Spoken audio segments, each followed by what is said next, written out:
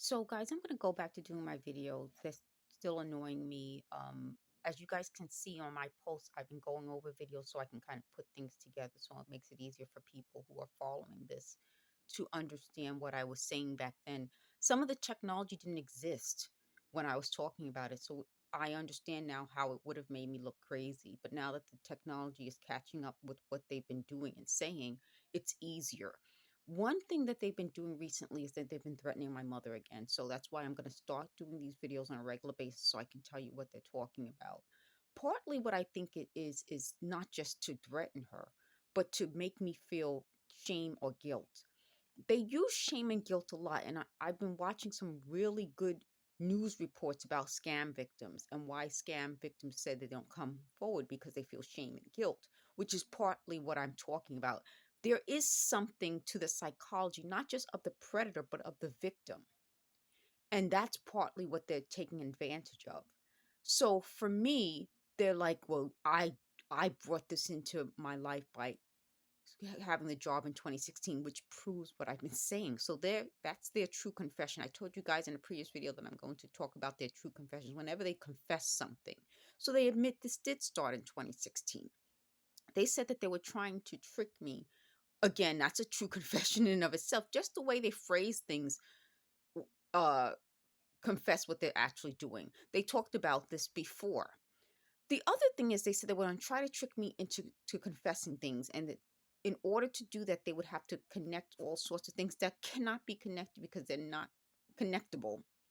So they said partly what they're going to do is blame my nasty attitude for them doing this to me.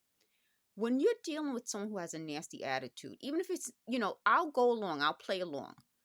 Imagine it, I have this nasty attitude, and then years ago they wanted to be with me and they wrote me all these letters asking me to call them, saying how wonderful I am. But let's erase that and just say I have a nasty attitude. You wouldn't be around me. Nobody is around someone they think has a nasty attitude. And partly why that's a big deal is because I think that these people provoke the nastiness and then film it or say, look, that person has a nasty attitude. But normally when you have dealing with someone with a nasty attitude, if you're dealing with that person in a professional environment, you deal with them in a professional manner.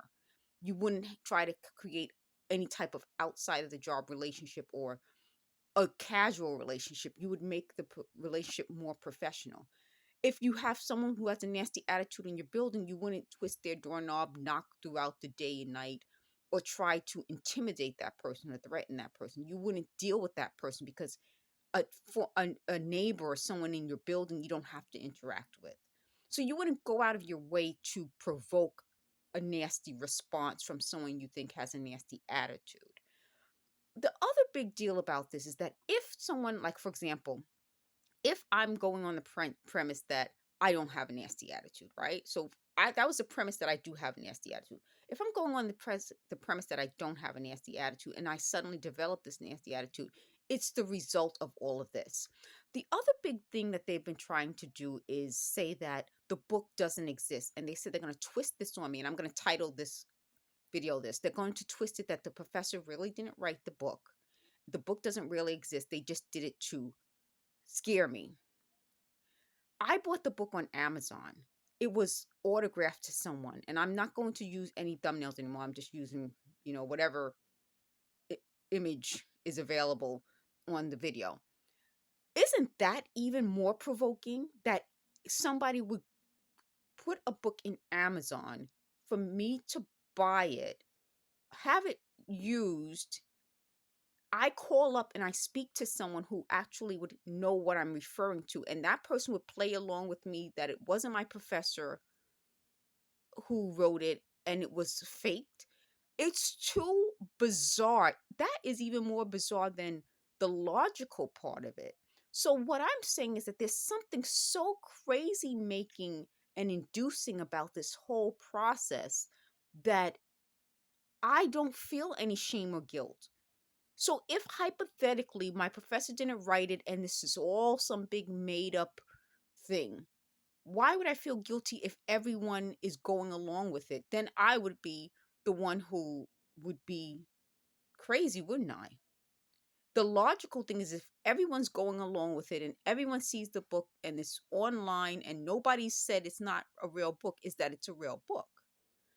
The next thing that they said they're going to do is they said that I've been wearing the same underwear for days. I don't even want to undress in this apartment with this going on. I don't even. So they said I would say I was never going to change my underwear. No, I do have to change my underwear, but I wouldn't. I'm not comfortable in this apartment. They've made living here such a wreck that I don't feel comfortable. I cover everything. I mean I'm never undressed. So they even just said now they lied and said I was walking around with no underwear on or with underwear, but I actually had these little pajama set that I got when I was working at Bloomingdale's. And they said it looked like I was walking around my underwear. No, it didn't. It looked like little, you know how the 1970 shorts had that white trim? So they were like, "Oh, didn't it get discolored at one point?" First of all, I was going out. That's partly what how they're catching themselves in their lies. I was going out, so I wasn't in my pajamas all day long. I got that in 2015. So what year are they referring to? Again, catching them in lies is pretty much what they wanted to do to me. The other thing is they said, was I upset that they're upset that I said in a video what they said out loud when I was in the bus or in the doctor's office or in public places? No, because I'm trying to find out, are they telling other victims the same things? And how many of us are their victims?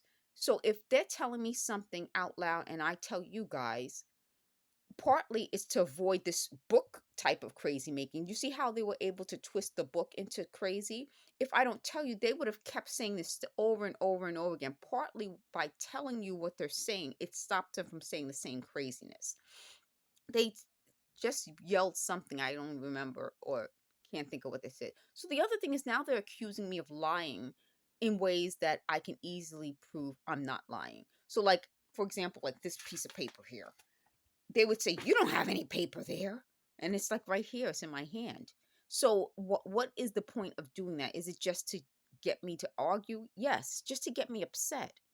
So the other thing is, so the other point is that they said that I should like ask you guys different things, which goes back to what I'm saying. I'm a 51-year-old and someone I love said this, and I said it in the video also, and I think most people are saying it. This doesn't work when you're 51. This whole idea that I can't have my own thoughts or my own way of seeing the world.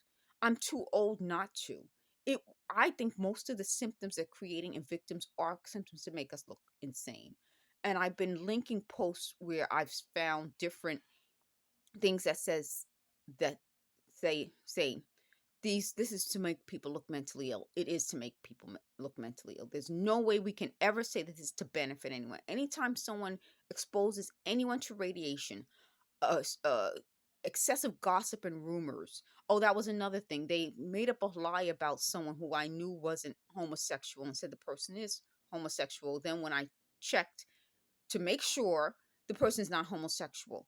But the whole point is that's how this is supposed to work. It's about gossip, it's about rumors, it's about labeling people. It's about labels.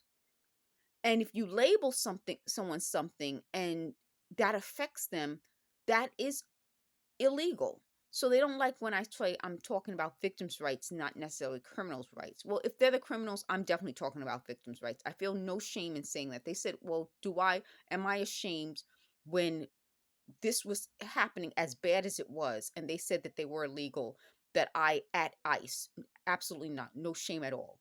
I believe that in this country we all have due process, but if you break the law in this country, and I've said in a previous video, if you break the law in this country and you are not a legal citizen or resident or have a green card or legally here, and you break the law, you should be deported. That is not undemocratic. In fact, that is a democratic society. We're talking about not just Democrat as Democrat versus Republican, but we're talking about a democratic society. In a democratic society, we have to work together. Anyone who works against the good of the society, to me, is a threat to that society. And that transcends Republican, Democrat, Independent. As a society of laws and respect and nonviolence, which is a big thing. This is a violent system, and I'm going to link more of the mind control microwave radio waves. It's a violent system. So anyone who can engage in a violent system does not belong in a democratic society. Thank you for watching.